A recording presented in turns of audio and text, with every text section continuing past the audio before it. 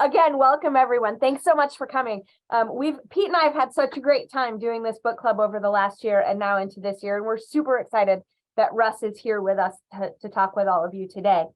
As Pete said, we'll let Pete and Russ discuss wild problems for a bit, and then you all have your chance to interact with both Pete and with Russ. As you noticed, we are recording this conversation. We will place it in the circle space that you all, I believe, have joined.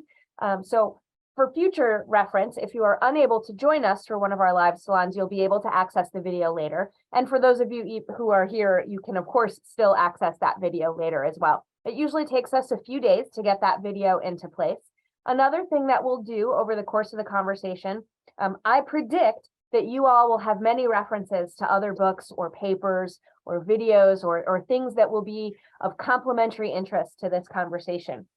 We'll keep a running tally of those, Shelly and I, in the chat, and Shelly will send you a message via Circle with all of those links after the fact. So you don't have to worry about taking down notes on what to read next. We'll send them all to you after the conversation. And of course, we've sent you some links already in advance. Many of you I know listened to Russ's conversation with Mike Munger about his book and have watched other videos and seen other things as well. So that was 25 seconds. Welcome back, Russ. I am so happy to have a very lovely human here and two of my favorite people to talk about a book that I think is really extraordinary. So I'm going to turn it over to Pete and Russ, and it's your show. Okay, I am absolutely thrilled to have the opportunity to flip the script on Russ Roberts, who is the president of Salon College.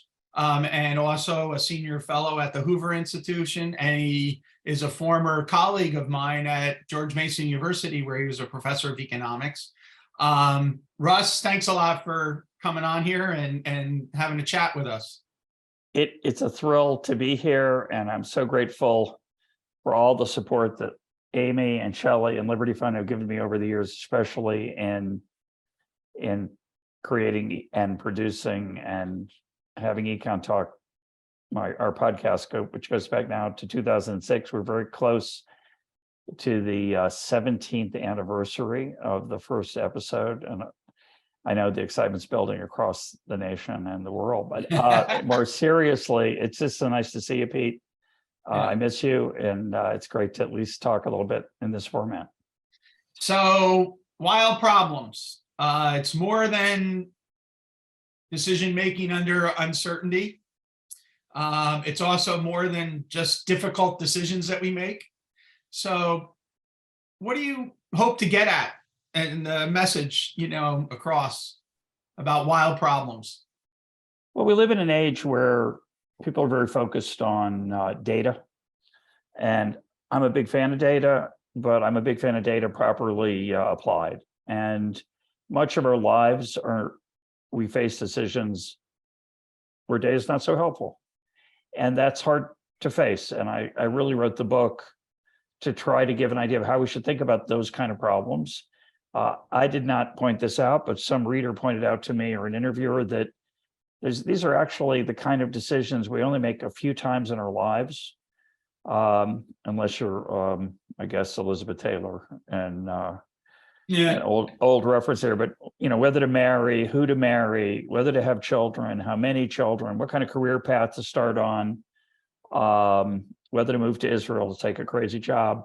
These are not like day-to-day decisions, like what movie should I watch on Saturday night? What's the best way to get to the restaurant downtown?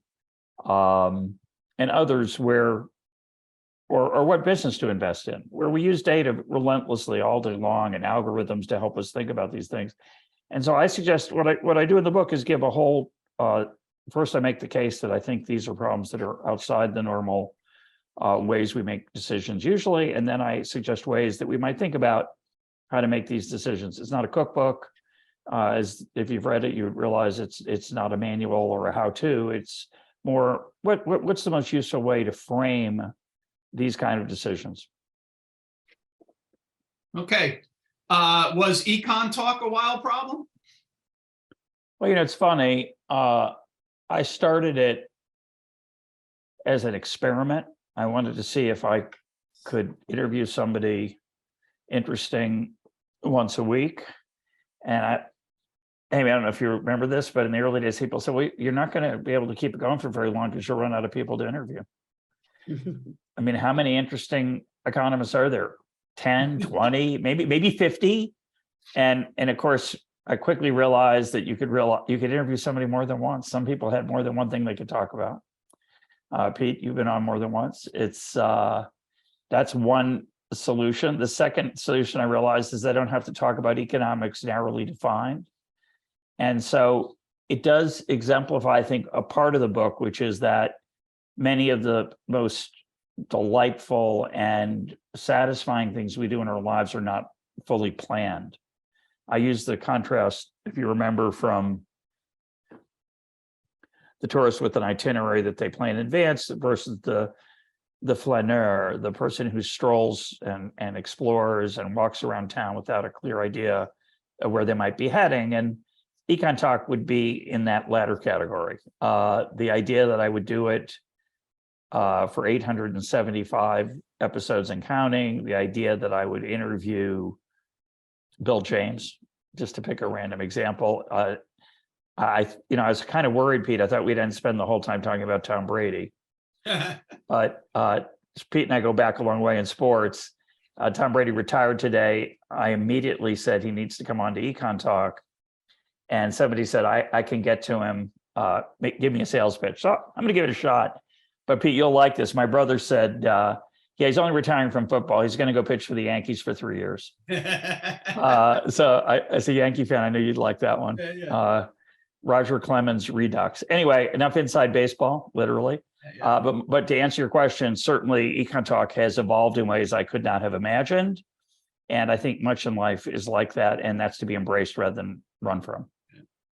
But I was thinking even the first move, is not, podcasts were not widely a big thing Sure. at the time. You were a very successful economics professor that communicated widely in a variety of written forms, and now you're moving into the interview form. It was a leap into the unknown. That's true.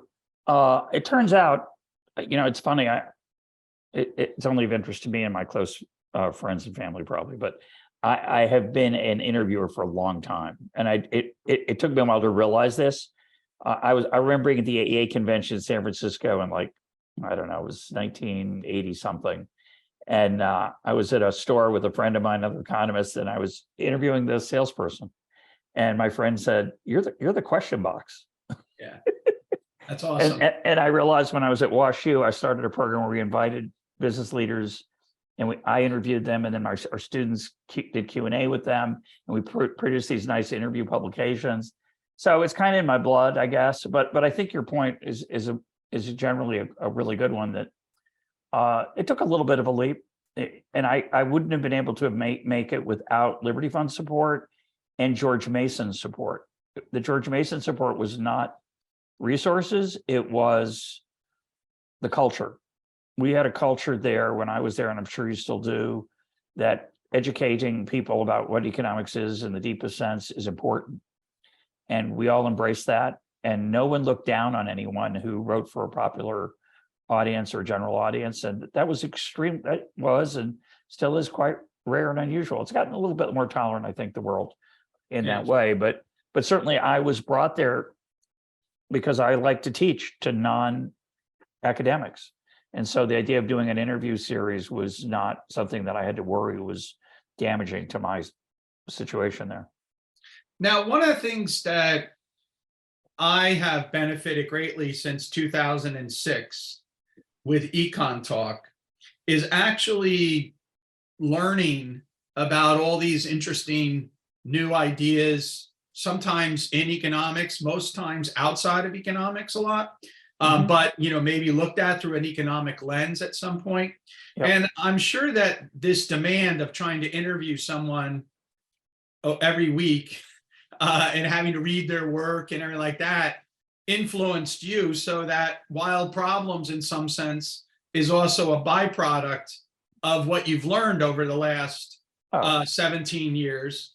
And I was thinking of some of your guests When I read the book, I didn't read it as much as the wild problems are only a few times in our life, but that, the few times in our life when we have wild problems, we need to actually be prepared to be able to address them, which means we have to deal with like mini, maybe not the extreme wild problems, like deciding to go to Israel to become a president of a college, but, other little mini ones. So I was thinking of different guests that you had that you might want to talk more and push the episodes maybe with the people here, like Agnes Callard, David Epstein, and the whole difference about range, right? Because of the problems that are there. And even this week, the discussion on pharmaceutical innovation, right? Because that is a massive entering into the unknown of what is it that you do and why you might want to have contestation, right? Like part of the argument that your guest says there is the concern that you end up by having a monopoly on the, rather than the contestation of the pharmaceuticals, and that creates problems. So I was just wondering, did you think consciously about what guests really got you thinking about this issue of wild problems? No. As you were, deciding to write the book to challenge in many ways this obsession with the idea that algorithmic thinking is all we need to have. No, I didn't have that plan. And it's, for me, again, I don't think we've ever talked about it on the program or much in interviews. It's a good question that you raise. The book really emerged from a whole bunch of different interviews. And if I had to point to a couple, I would point to the Agnes Callard, the L.A. Paul interview about her book, Transformative Experiences, which is the vampire problem comes from that. Yeah. So many readers of the book, when they first get it, when I was trying to get it published, said, "This vampire thing's tremendous." I said, "Yeah, it's not mine." Okay, but it is. Yeah, definitely. And I do have, I think, a different take on it than she did. But, in a way, the book is a marriage of Agnes Callard and L.A. Paul with some James Buchanan thrown in. This is really the, and I have an interview with Margaret Heffernan. I have a whole list of, on my personal website, I think it's where I have it. I've got all the, do we have it at EconTalk? I get confused, Amy. But somewhere I have a list of the episodes that I think influenced me in writing the book, and it's probably 15. There's probably 15 episodes there. What I have loved about EconTalk, and I don't know how much it works for my listeners, but it certainly works for me as the host, is getting, as you say, exposed to ideas and often a story that will stick in your mind. The vampire problem is a good example. It's not a literal story, but it's a metaphor for thinking about decision making.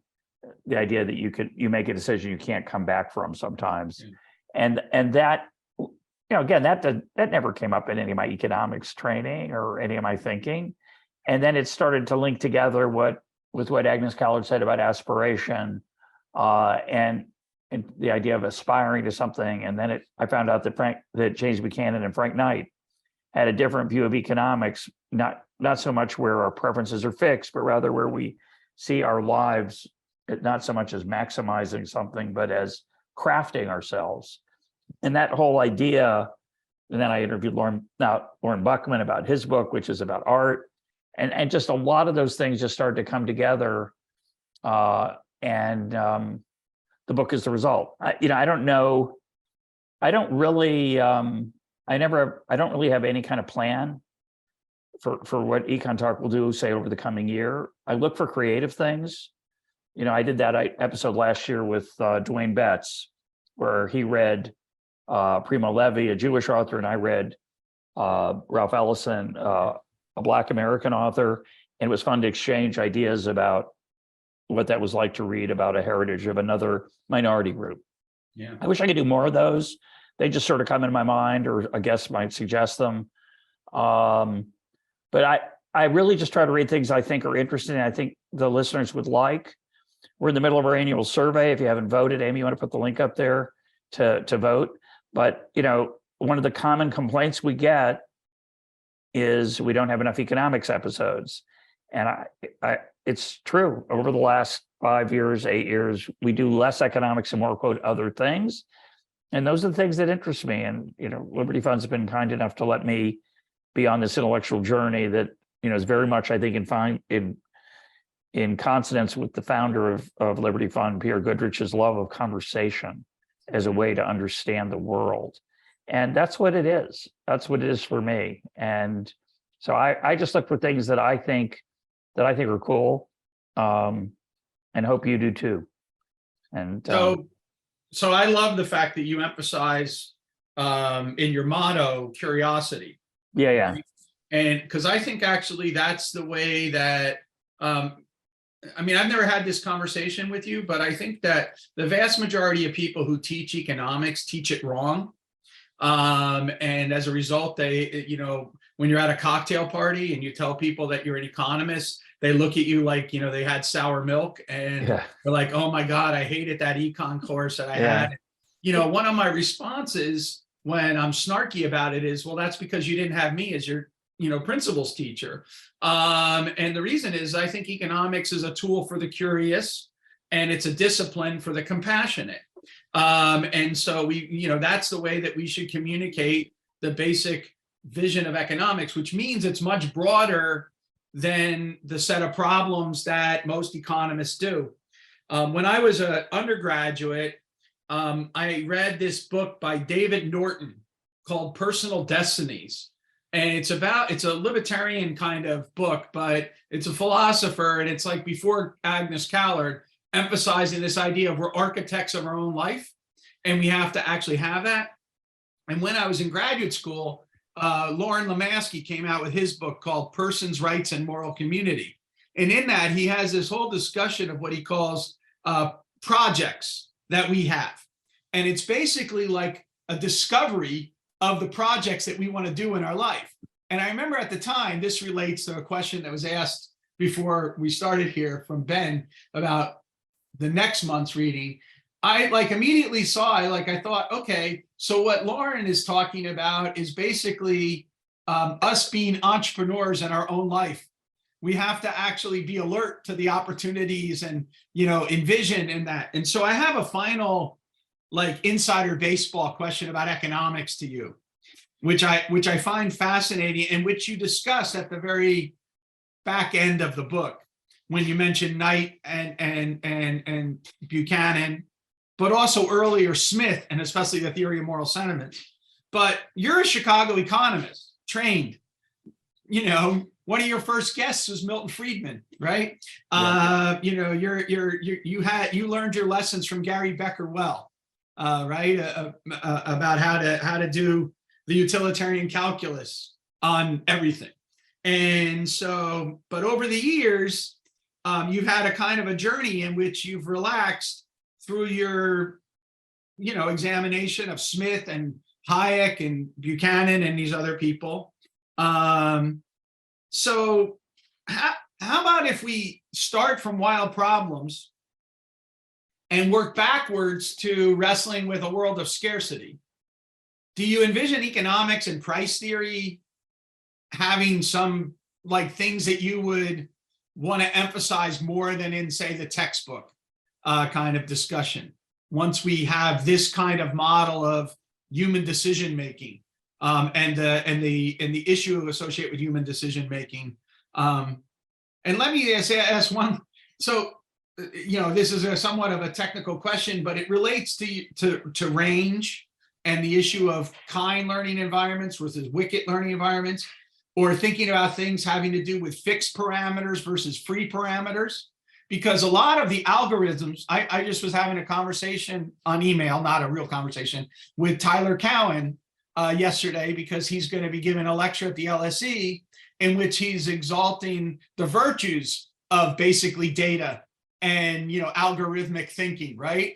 Mm-hmm. And my whole view is always that, well, yes, there's that, but then there's something else which isn't there, which is actually what makes the lifeblood of the economy operate. Do you see, how would you see economics being different in this regard?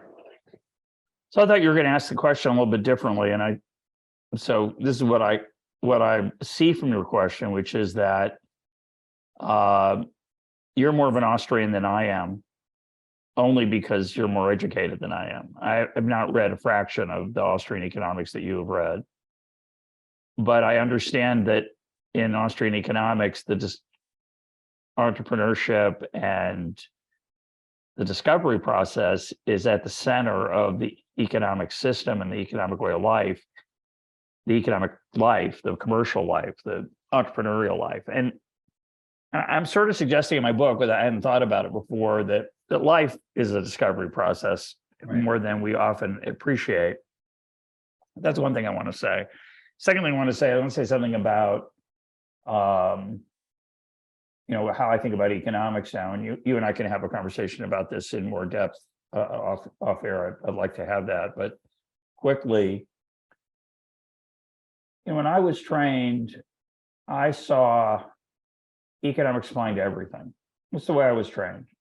That's what Gary Becker won a Nobel Prize for. Yeah.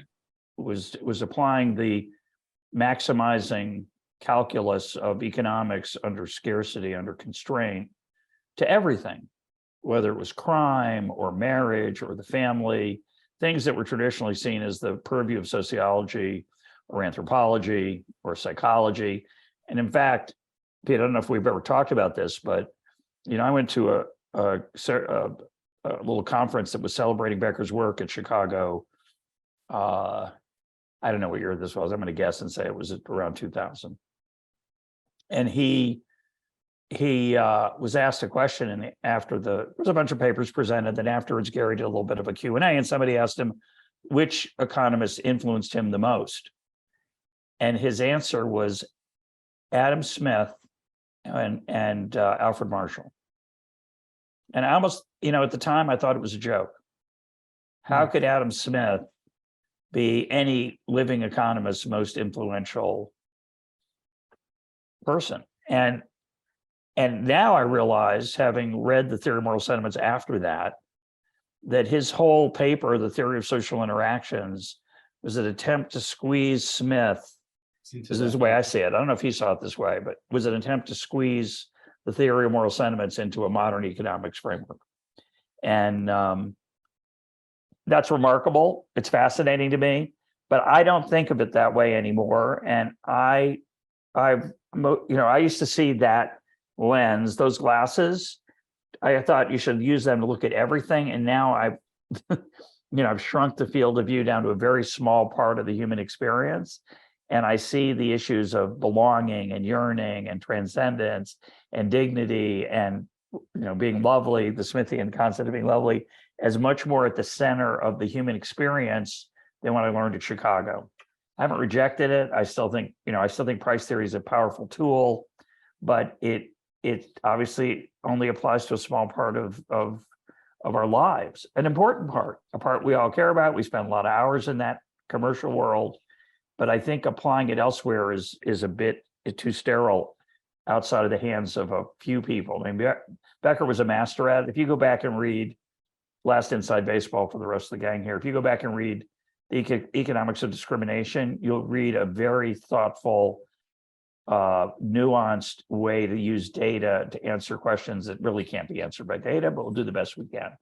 And those days are over. You can't write a book like that anymore in economics much, very rarely. So I'm in a very different place, and I like your description of how'd you say it about compassion, and how'd you phrase it? It's a tool for the curious and discipline for the compassionate. Yeah, I love that. It's great. It's rather than effective altruism, I think effective compassion. Yeah, I like that too. Would be my motto. One last thing, and let's open it up. So people should use the raise hand function to get on the queue to talk to Russ. But the one just last observation is that I find it fascinating that two of the people that I read early on as a graduate student that influenced me, yourself, and then also Deirdre McCloskey, who were Chicago economists, and those ideas in the 1980s when I was reading them, like say, and now you've both sort of moved in this humanomics direction. uniting the humanities and economics. And as Amy can tell you, one of the very first books we did in this no due date discussion was a book by these two professors at Northwestern addressing the issues of economics and the humanities. Yeah. So I think we'll have good conversation hoping to do that. All right. I don't think that approach has much of a future, but I'm old, so it's okay. The humanities. Adding the humanities to economics, which is what in many ways, that is some dimension of what EconTalk has become and my intellectual journey is about. It is not a wild best-selling idea. It's not like people flock to that, but it's okay. The issue, I think, Russ, is that the frustration with the promises of big data are going to cause people to ask questions. Yeah, it's true. I think they'll come back and they'll ask questions, even like fundamental questions about what the difference is between human intelligence and machine intelligence, which everyone forgets at some point, right? Yeah. And then that's going to come back to the point that David Epstein's talking about in range. There's a huge difference between a computer playing chess and a computer playing soccer.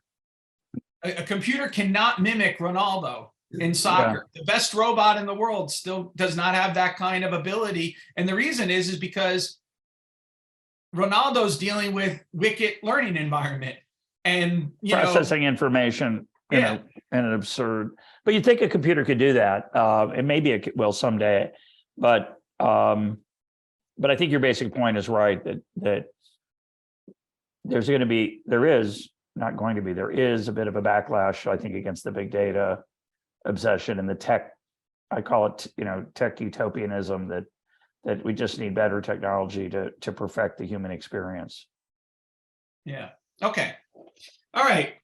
Questions for our author?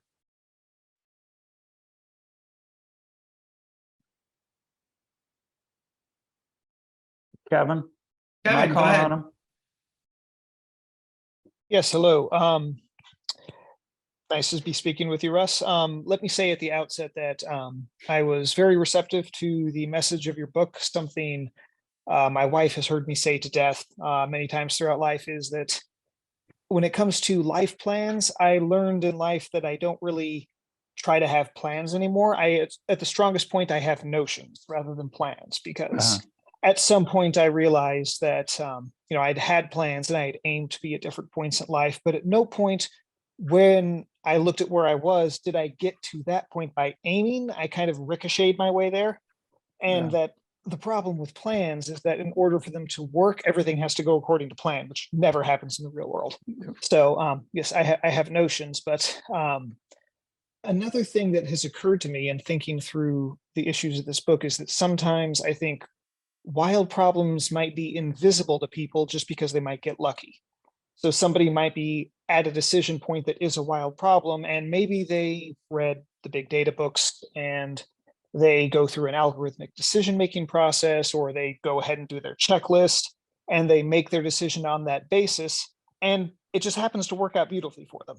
And because of that, they may think that I've cracked it. I have figured it out. I applied the algorithm. I went through my checklist. Everything worked out. And they're convinced that that's actually how the world works. So what do you think you might say to somebody who's in that situation, who applied that process, who was really happy with the results, is now ready to preach the success of that method? How would you try to convince them that wild problems really are still out there? Yeah, that's a great example. I have the flip side experience where, by the way, some people think one of the lessons of my book is to go with your gut. That is not one of the lessons of my book. Or flip a coin and see what you're unconsciously rooting for. I use those examples because I wanted to show how hard it was to be analytical in making these decisions. And those examples I use are from scientists, academics, scholars, etc.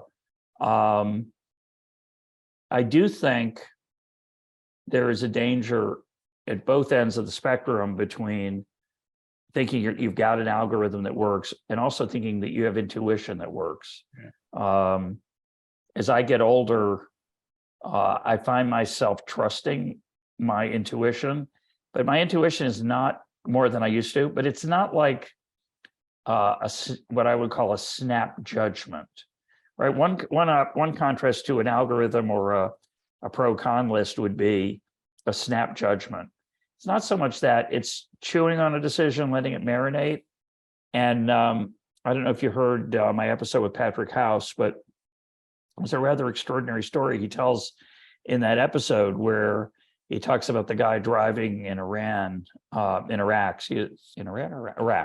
it was Iraq, where he's, of course it's Iraq, he's delivering a high muckety muck, some important person driving him to a city, and all of a sudden, in the middle of the trip on a road that he knows is somewhat dangerous, he just stops suddenly and turns around. And the guy he's taking says, "What are you doing?" He says, "I just have a good feeling." And he says, "Well, what do you mean?" He says, "I don't have a good feeling." Okay, fine. They go back to the base. And hours later, they ask, the muckety muck asks the younger SEAL, or is he whatever who was driving him, "Have you thought any more about why you turned around?" I said, "Yeah, if I had to explain it now, it'd be because it was really quiet on the road. I didn't think about it consciously, but it was really quiet on the road. And there's usually kids playing. And maybe I realized unconsciously, that if the kids aren't playing, maybe the moms know something and they don't want the kids on the road." And so that's like, for me, that's kind of dangerous, because that kind of gives, and he said, that kind of decision making, which we call a gut feeling, he says, it doesn't come from your gut's for digestion and eating certain kinds of foods. He said, your intuition comes from the back part of your brain, and it accumulates a lot of data and processes it for you without you realizing it. So sometimes now when I rely on my intuition, I convince myself, oh, I'm just using this deeper power in the back of my brain. But I think you have to be careful at both ends, especially when you get a good result, because a data set of one is not very reliable. And we, as human beings, I think, are often overwhelmed by that. So my simple answer would be, should always be a little bit careful.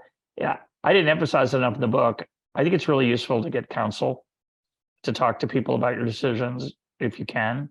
Sometimes they're so personal, or things that are at stake are so personal, like whether to marry a particular person, you don't necessarily want to air your doubts to people, even your closest friends or family. But certain types of decisions that are less intimate, I think it's extremely helpful to, quote, talk them through. And it's not so much talking them through in the pro-con sense, it's just letting your own sense of self start to settle into the decision without having to make it. I find that very helpful for me. Maybe it's helpful for others. Great question.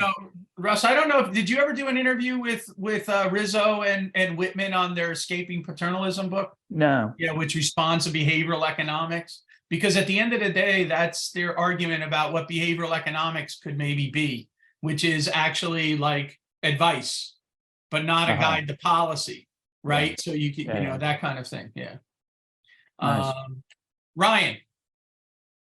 Yeah, Russ, I've been greatly enjoying following your journey from a Chicago-style price theorist to where you are now, which is much more whole and complete. Yeah. Not to leap ahead to Kurtzner, but I think I have at least one parallel with the traditional Chicago approach that you have not abandoned but are critical of, and that Kurtzner tries also to transcend. That tries to find an equilibrium or an end state, whereas Kurtzner says, no, markets are about the process. It's an ongoing, never-ending process of change. And I see not an exact parallel to that in your work, but there are common threads where life is about the process. It's about the journey. It's not about optimizing or maximizing. You never reach that end state, and perfection is boring anyway, because where do you go from there? You can't get any better. Perfection is by definition depressing in that way. Am I onto something there? Am I full of beans? Is it somewhere in between? Yeah, I love that. And you said that, I don't know how your Hebrew is, Ryan, but I thought it was interesting that you suggested I was going from a Chicago price theorist to something more complete or whole. The college I teach at here in Jerusalem is called Shalem College. Shalem is a Hebrew word meaning complete or whole. And our students are not Shalem, but they aspire to be shalom. They aspire to be complete, right? And you never, as you say, you never get there. And I think it's not.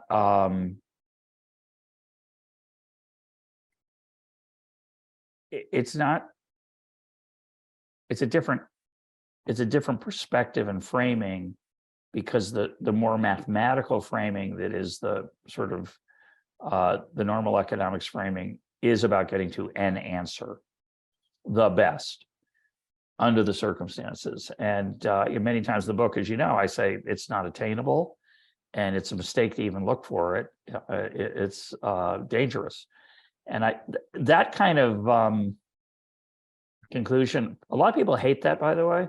They really do believe that more data is always better. And part of the underlying theme of my book, and I wish I'd had more to say about it that was more thoughtful, but part of the underlying theme of my book is that we are such imperfect consumers of data that we're really just fooling ourselves when we're thinking we're making a rational decision using a model. And so that's some of my rebellion against the standard tools of economics.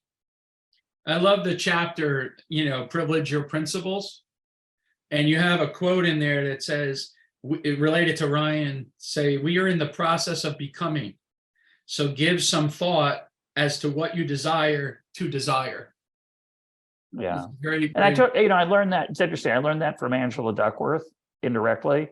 And EconTalk, just to give another hat tip to EconTalk, Angela contacted me. She's writing a book, and in the course of our conversation, we were just a big picture conversation at this point. It was very early on, and I can't remember exactly what she was working on, but I had interviewed her, and she said, well, it's like Harry Frankfurt says. And I said, I've never heard of Harry Frankfurt. And Harry Frankfurt was a philosopher who said that, we are the only creatures all creatures have desires, but we have desires about our desires. Yeah. We can think about what we want to want. And once you think about that, it kind of blows your mind. It literally, because it's an infinite regress if you're not paying attention, and you get in trouble. But the basic idea is very powerful, and I think is at the heart of a life well lived. Who do I want to be? What do I want to privilege? What's important for me? And the economist kind of goes the other way. It's like, here are my preferences, they're fixed. And the idea that you could become someone different than you are today is outside the normal tools of economics. And I think it's a hugely important part of life. So, Nozick did this great thought experiment of the experience machine versus, not. And you have the Matrix as a movie to kind of, highlight that kind of picture or whatever. But what's fascinating about it is the human choice is the one that is the step into the world with all its bumps, bruises, and everything else, as opposed to the sort of mere pleasure and pain calculus, which you would get from the other machine, which is just, and so it's a large part of embracing what it is, I think. And I think that's so much missing from the conversations related to, AI and stuff, but, Yeah, no, I agree with that. And I'm kind of surprised I didn't get the experience machine into my book. I love that metaphor and thought experiment, and it's in there implicitly because it's what I'm talking about swimming in the swimming pool and just right. feeling happy. The life of the pig versus the life of the philosopher. The Mill quote, and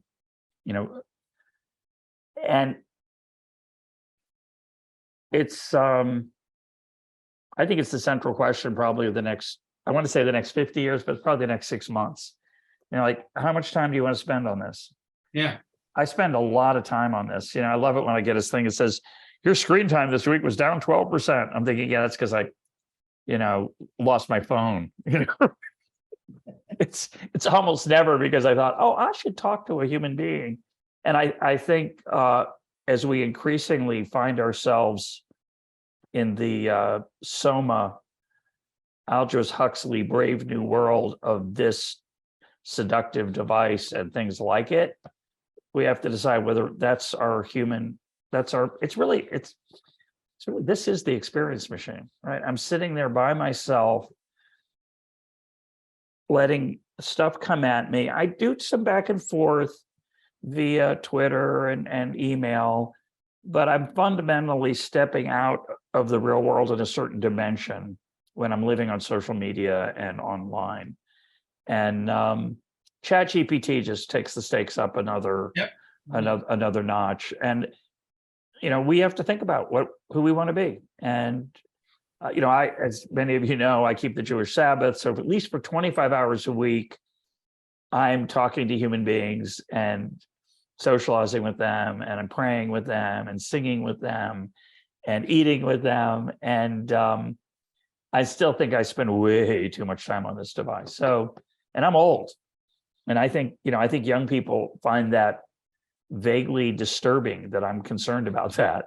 So we'll see how that goes. It's going to be an interesting, I hope I live to see how that turns out. But our culture is going to have to face this question in many ways. I woke up this morning to a memo that we're having a budget meeting. The department's having a budget meeting, not me, but the higher ups. And one of the things that's saving us is our online master's program. Our online master's program is asynchronous.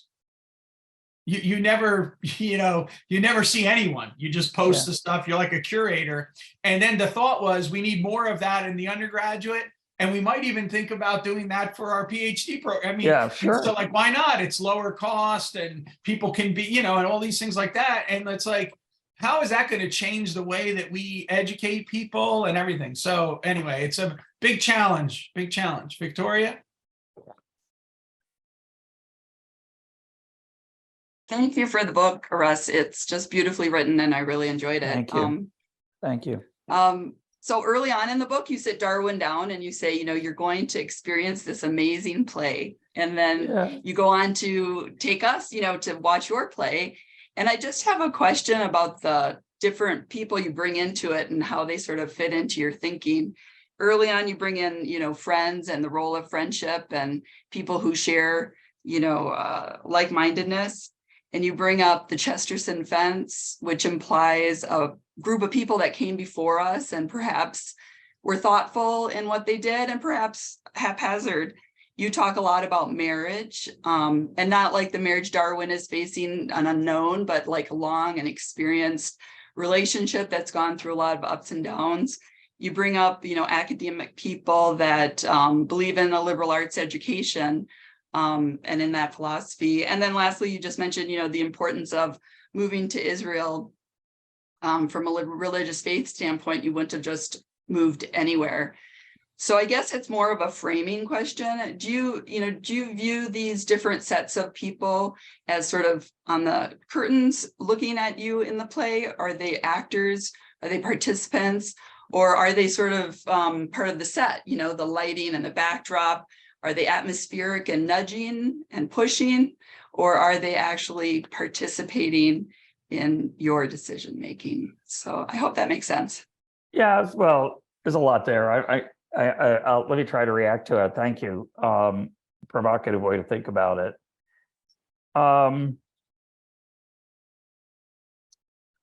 trying to write a book on prayer for a modern person who's agnostic from a Jewish perspective, but because that's the one I know. But the question of, I think, belief in faith is challenging in the modern era for an educated person, if for no other reason than our culture is not very friendly toward it. But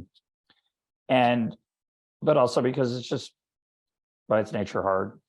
I think, I don't know where I said this, it may have been on EconTalk, but there's a sort of view that until Sam Harris and Richard Dawkins came along, everybody was like a religious fundamentalist, except for David Hume. And he was the only atheist. And this is just not, I think, true about human history. I think there's been a lot more uncertainty about the religious experience. But what I was going to say is that part of that book, the two themes in that book that I'm trying to write related to your question, are seeing yourself connected to other people. I think we need a culture of family. I think there's a tendency to see our families as a nuisance that we'd like to be a blank slate. And it's not just that I think most people realize we're not a blank slate, but a lot of people think that would be the ideal, you know? And I think that's a mistake. That's not human. And so part of what I'm trying to write about in that book is what it means to be connected to your parents or your children or past generations. So that's part of what I think you were getting at with your question.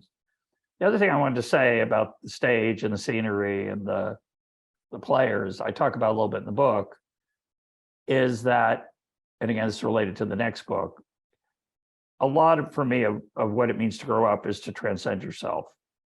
I have an episode coming up with Sam Harris. I think it's this week, Amy, I think it's this Monday. And it was supposed to be about free will and deep philosophical questions. Ended up a lot of it ended up being about meditation, being a nice person, and what's it mean to be moral. And it didn't go where I wanted it to go. But a decent chunk of it is about what it means to see yourself as the center of things versus not. And it's really hard. We're hardwired to see ourselves as the center of the story. And so I really think it's powerful and useful to work on transcending yourself, as not necessarily in the Buddhist sense, which is what Sam's going to talk about, but in lots of different potential ways to do that. I started meditating when I was, I think, 61. I wish I'd started when I was 40. I don't do so much now. Maybe I started at 40 and stopped at 43. But I think I've never been in therapy. I'd never meditated. Religion for me was the closest I came to some self-reflection, I'd say, that was formal. I just think those are healthy things. Find one, even if it, I mentioned in the book reading novels. Those are good. That's good too, to think about how the rest of the world lives. But do we have a hard stop at the top of the hour, Amy?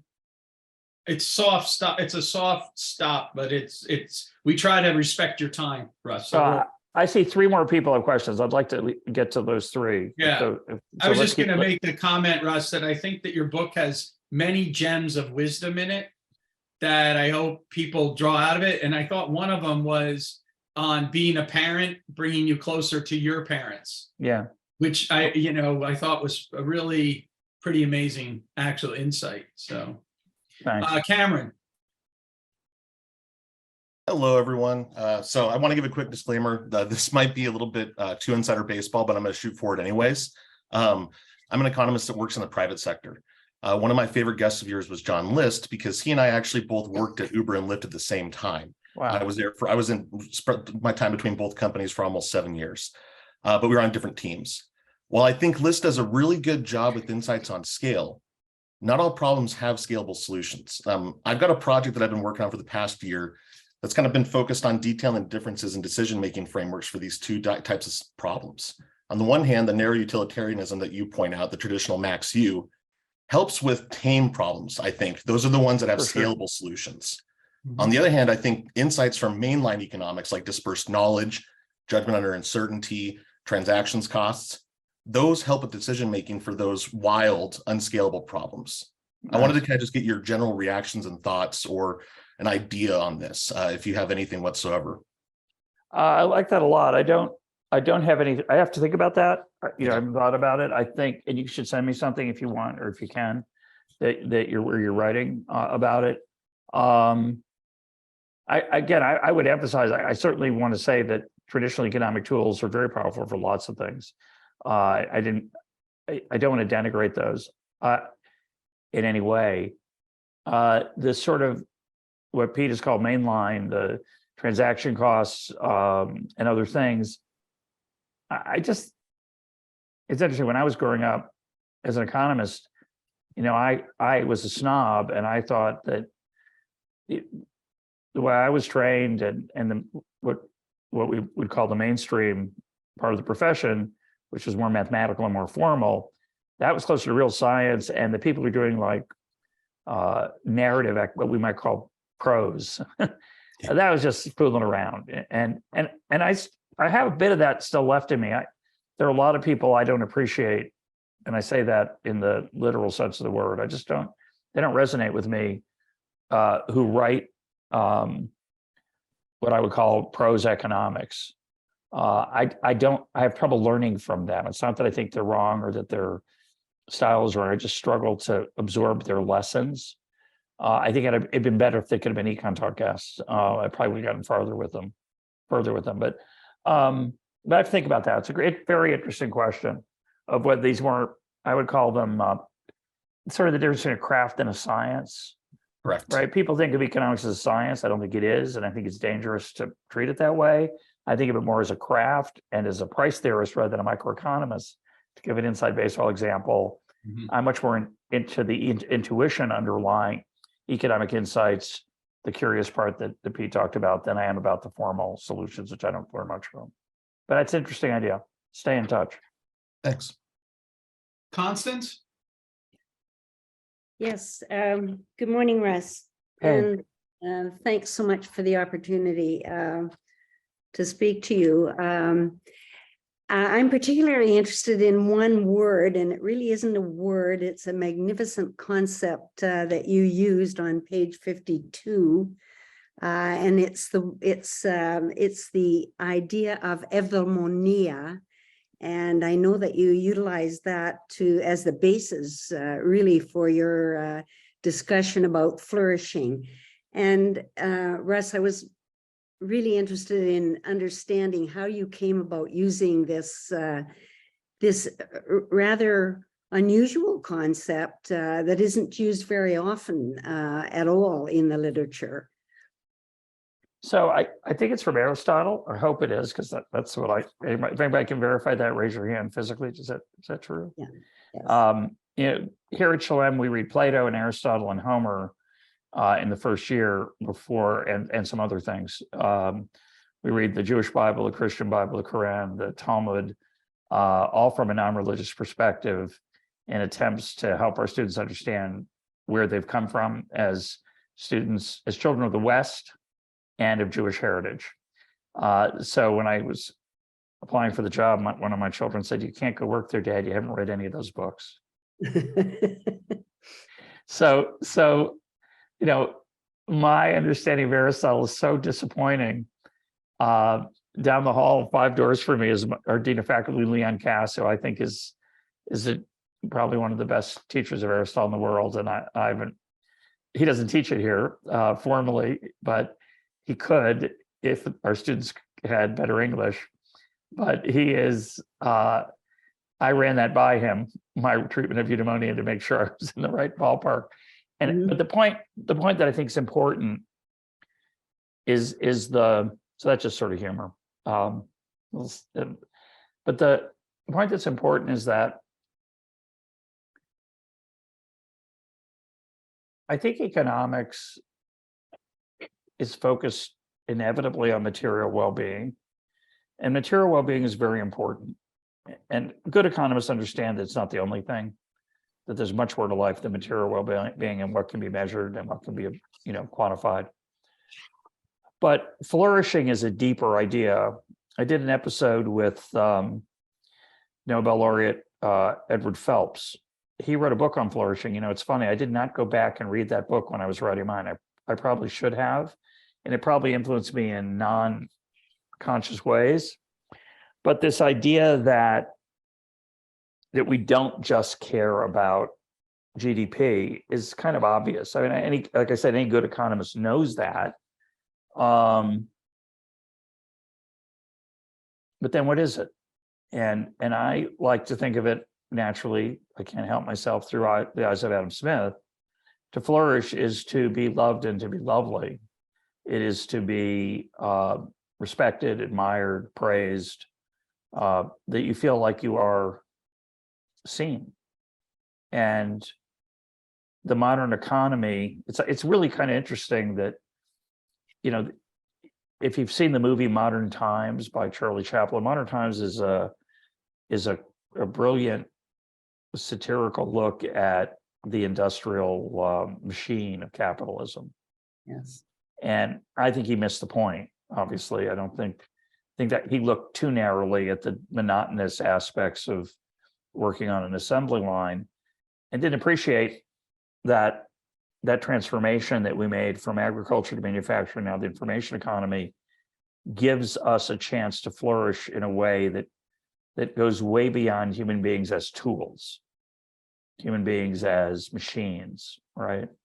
Human beings as productive, efficient inputs, right? He was critiquing the commercialization of the commodification of the human effort, right? I'm giving him more credit maybe than he deserves, but the contrast between an artisan and a person who spends all day tightening a bolt on an assembly line. And the irony is that we moved away from the assembly line. Every year, the proportion of people in manufacturing falls. I don't know if it's literally every year, but there's a long-term decline in America. This alarms some people. I generally think of it as great because assembly lines are kind of tough, and all of it's part of a much longer process of creating a better world for the next generation. And now we're in that world. In theory, we're in this great world of not the knowledge economy, and yet there's still a lot of despair and a feeling that life is not purposeful, and so flourishing is supposed to be integrating all those things. It's about more than work. It's about more than leisure.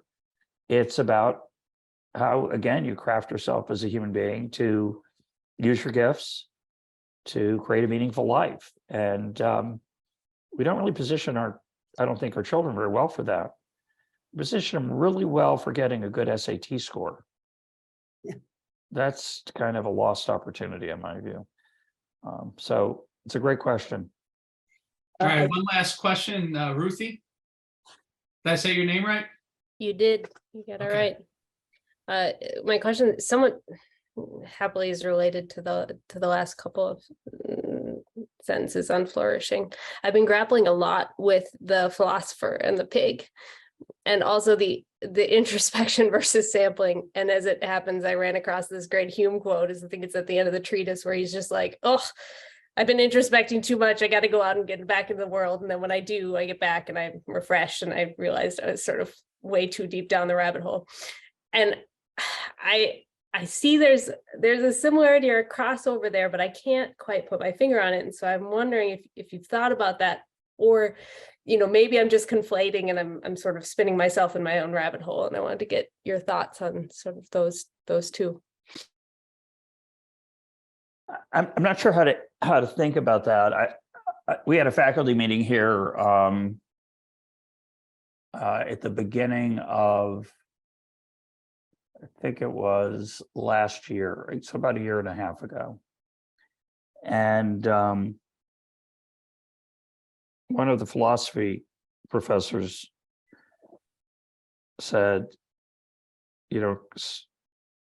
philosophy seems to argue that the unexamined life is not worth living. That's getting at the introspection and the philosophy, right? And the meaning. And he said, but I know a lot of people who are happy who don't examine their life. And I know a lot of people who spend their time in introspection all the time are pretty miserable. And if you preach introspection, if you preach the virtues of the examined life, which I have, as actually my it's weird, I haven't thought about this in a long time. It's my high school yearbook quote. Is that pretentious enough for you? The unexamined life is not worth living. Like I said in high school, 1972. So on the one hand, we're human beings. We're not pigs. We are given the great gift of reason and love and consciousness and connection that is not available to other creatures. And it seems to me that to live a fulfilled human life, you must have some introspection and you must think about who you want to become. At the same time, you don't want to be miserable. You need some time in the pool with the pina colada waiting for you when you get out. And ideally a loving companion who is part of your life. So I think I would say it's just a question of balance. I don't believe in suffering as a virtue. What I think is important though is using suffering, which is part of the human experience, this is part of the exam in life as a road to growth. And so you got to spend some time in the pool. When you're not in the pool, probably should spend some time thinking about what you want to become, and taking the parts of life that are not so pool-like without the pina colada, and figuring out, what kind of lemonade you want to make or pina coladas you want to make from those coconuts. So it's way off the mixed metaphor there, but you get what I think you get what I'm trying to say. All righty. Russ, I can't thank you enough for spending the time with us, and starting off 2023 with a great book and a great conversation. So thank you. Thank you, everybody. And thank you, Pete, Amy, Shelley. Talk soon. Thank you. Thank And you. thanks, friends, for joining us.